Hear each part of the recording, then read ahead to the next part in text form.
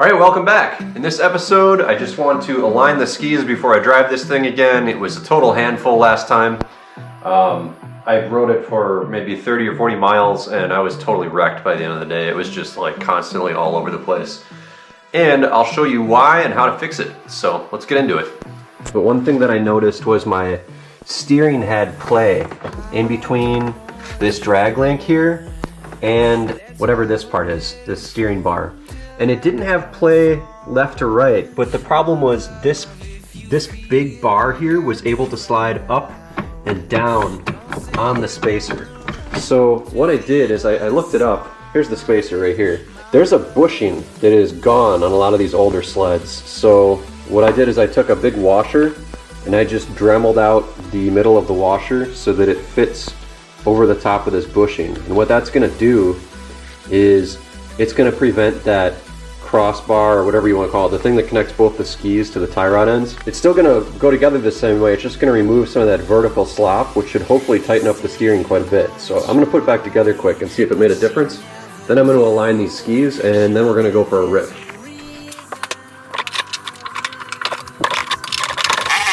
The first thing you want to do is just put your skis on something that moves around pretty easy. But then you want to bungee the front of your skis together. And I think you can see the problem already, at least I can here. This ski is pointed inward quite a bit. What you want to do is just use a 2x4 or some straight piece of long straight wood, put it against the tracks, and then we're going to measure the distance to the skis from the back to the board and from the tip to the board. So let's do it. Okay, so the back of the ski, 9 inches on the money. To the front of the ski, 9 inches on the money. So ideally this should be towed out a little bit. Under here, I loosened the little boot so I can see the inner tie rod. And you just need a 13 and 14 millimeter wrench. A little less than 9. A little more than 9. Go another couple turns. Alright, so now you can see how bad this is aligned. I mean, it's real bad. This one ski is pointed inward a ton. From the back it's almost a foot, and in the front here it is 6 inches. So yeah, that's probably why this thing was terrible to drive. It was towed in a ton.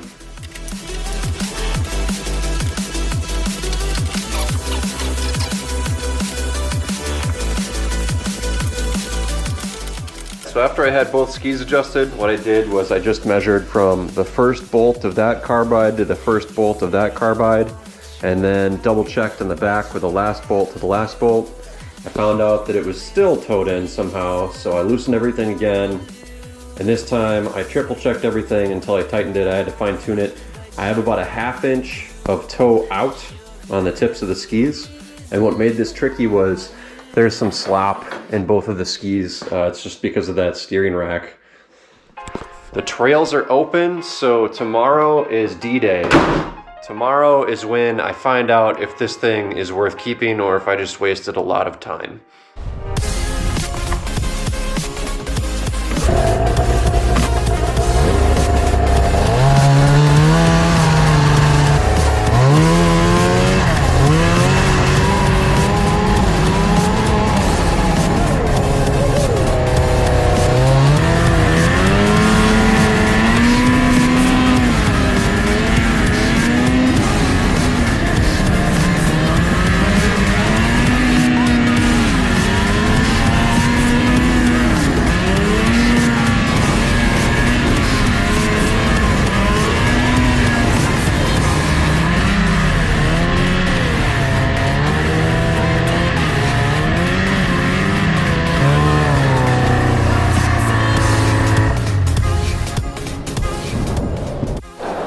Oh man, well that is it. She f***ing rips. I'm pretty excited. It's not like a drag sled, but man, it's pretty fun.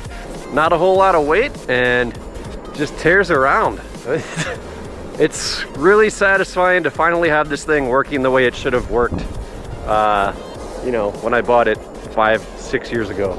I think the biggest takeaway from this project is sometimes it's not the best idea to buy the cheapest version of whatever you want, because if I added up the amount of money and time I have into this thing, probably could have something cooler. But you know what? I think it's pretty cool. This thing rips pretty good. So when I get back, I'm gonna pull the plugs and just see what color they are, but I'm guessing they're gonna be tan and not all oily and running rich like last time. But yeah, super stoked. Stay tuned for more adventures, I guess. I don't know what I'm gonna be doing next, but I think this thing is pretty much ready to go. So cheers.